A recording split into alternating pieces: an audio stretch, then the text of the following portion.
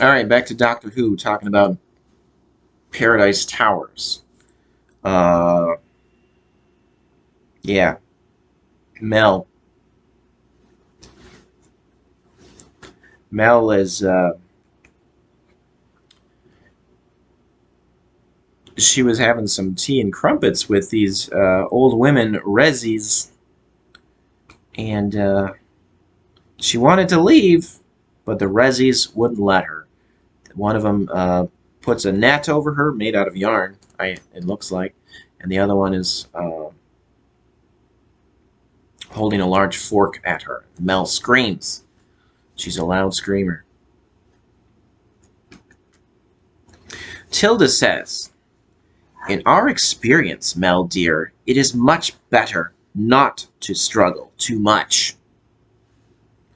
It only causes needless distress." Mel screams some more.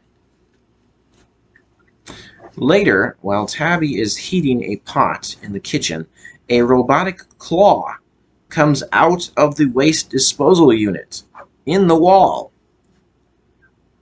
It grabs Tabby and pulls her through the waste disposal unit. So that was one of the robotic cleaners. They are cleaning a resi. Tilda blames Mel and holds a large knife over her. That's scary.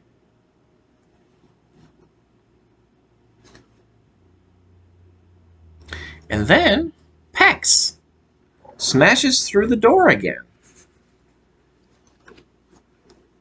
So he smashed through the door, which he's already done a few times. So he smashed through the door before in the story. And then apparently the resis had the door replaced, and then Pex smashes this door also.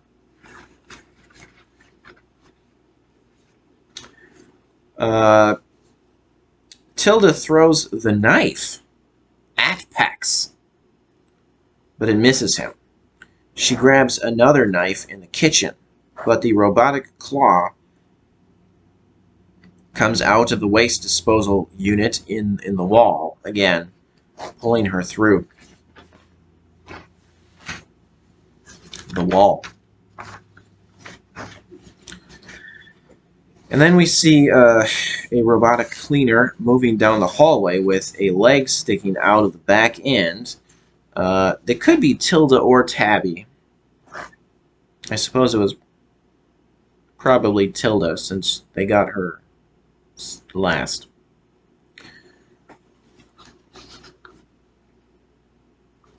The caretakers find the Red King headquarters.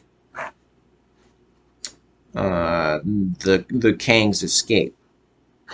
The Doctor is captured by the caretakers again. Mel and Pex find the TARDIS. This is funny. The outside of the TARDIS is spray painted. Red Kangs are best.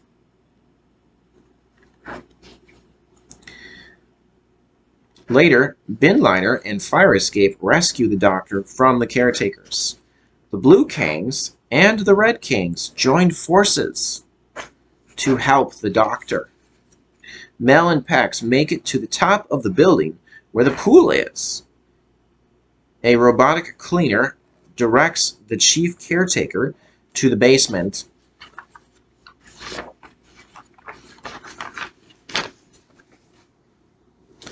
where the red-eyed robot was, behind the door that said no entry. The red-eyed robot tells the chief caretaker that robot says that he is Kroagnon, the great architect, and he's going to put an end to the chief caretaker. and everyone in Paradise Towers. The chief caretaker yells, and then he is possessed by Kroagnon. Mel gets in the pool and says, "Oh, this is good. Oh, the water's really lovely. You really ought to come and join me, Pex. It'll do you the world of good. There's She's asking for it here. There's absolutely nothing to be frightened of," says Mel. Then, right after she says there's absolutely nothing to be frightened of, then Mel screams because she's being attacked by a large, yellow, crab-like robot in the pool.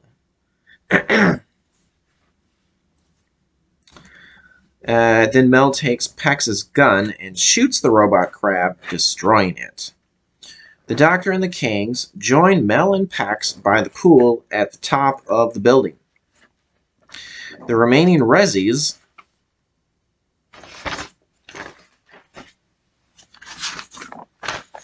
also join the rest by the pool, since they feel threatened by the robotic cleaners.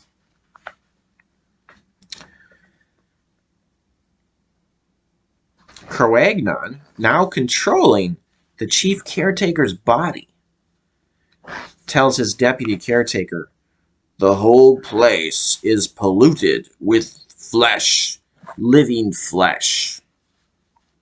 The deputy, after hearing that, he runs away from him. Kroagnon tells the robotic cleaners, "We'll clean him up when we clean up all the others." The deputy caretaker joins the rest by the pool. The Rezzies and the Kangs team up to destroy the cleaners. The Doctor tries pushing Kroagnon through a doorway, but he won't budge. Pex takes explosives and pushes Kroagnon through the doorway. They both blow up. On their way back to the TARDIS, here we go again. The Doctor lifts his hat to the tall, inanimate silver object, which apparently is a pump of some kind. So he does that again, and he says, "Goodbye." And then Mel says, "No, Doctor." Oh, Bonnie Langford. So cute. And then the Doctor says, "Well, you never can tell." So that's it.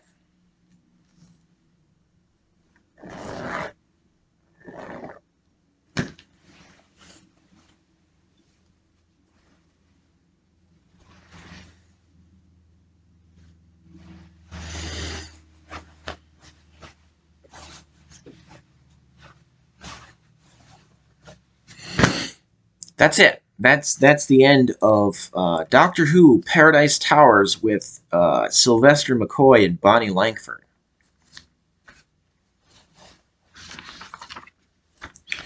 So now it's time to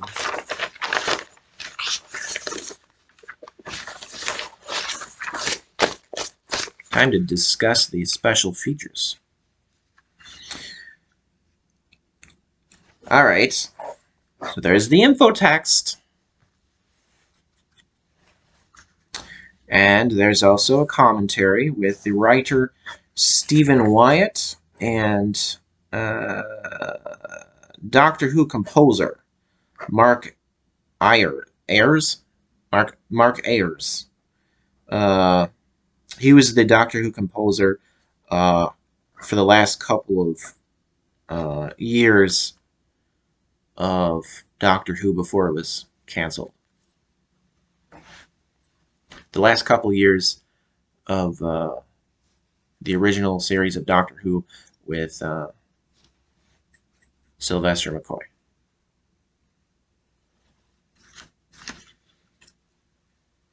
And also Judy Cornwell, who played she was one of the Rezzies, called Maddie. I found her amusing too. She had a funny kind of cute. She was an older woman, but she had a kind of cute childlike quality to her. Which I found amusing. And then also on the commentary was Dick Mills, who did the sound effects for Doctor Who. And also there's a making of documentary titled Horror on the High Rise. And in that, Andrew Cartmel. Okay, so Andrew Cartmel was the script editor.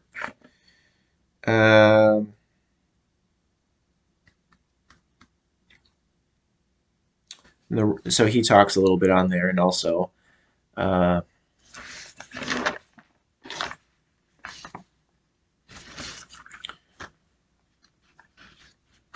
writer talks on there. And I didn't watch the whole thing. I was skipping around a little bit.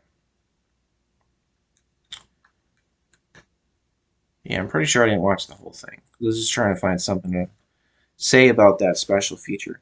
So the writer was inspired by the J.G. Ballard book titled High Rise.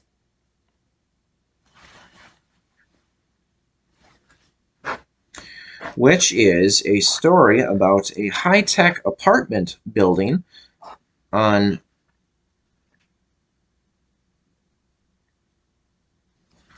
which has many floors.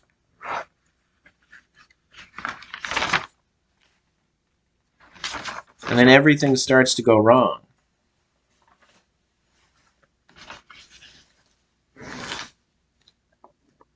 And people end up fighting and killing each other.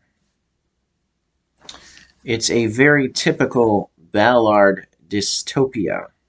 Yeah, it sounds like an interesting book.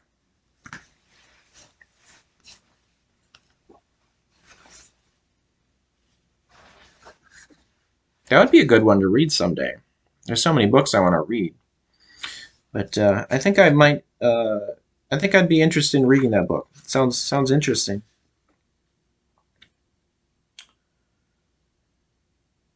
All right, so dystopia. I want to define that word.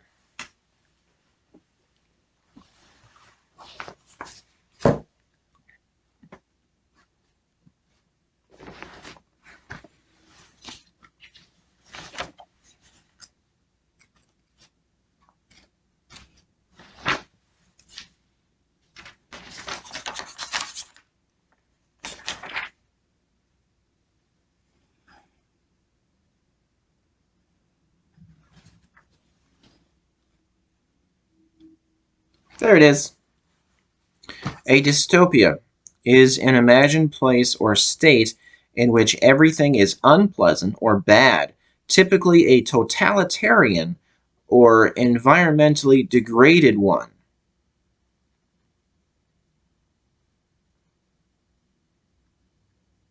Origin late 18th century from bad plus utopia. That's what a dystopia is.